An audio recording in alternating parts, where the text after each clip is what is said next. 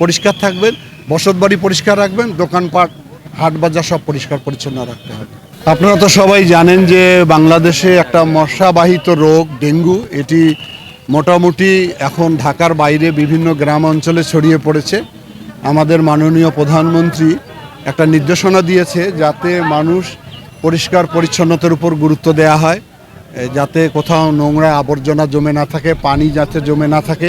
ডেঙ্গুর উৎপত্তিটাকে বন্ধ করার জন্য আজকের আমাদের এই র্যালি, এটা মানুষকে সচেতন করার জন্য। এই সচেতনার উদ্দেশ্যে আমরা জেলার পক্ষ থেকে আজকে এই র্যালি করলাম এবং এটা ধারাবাহিকভাবে এই কার্যক্রম আমরা অব্যাহত রাখব, যাতে করে মানুষ তার নিজের বাড়িতে, দোকানপাটে, রাস্তাঘাটে কোথাও কোনো পানি জমিয়ে না রাখে এবং কোথাও কোনো ময়লা না রাখে। এটাই হলো আজকের কর্মসূচির মূল উদ্দেশ্য। ডেঙ্গু ভয়ানক মশাবাহিত রোগ, তারা যত সচেতন হয়। আর ওই মেসেজটা তো আমরা দিচ্ছি যে সবাই নিজে পরিষ্কার থাকবেন, বসতবাড়ি পরিষ্কার রাখবেন, দোকানপাট হাট বাজার সব পরিষ্কার পরিচ্ছন্ন রাখতে হবে।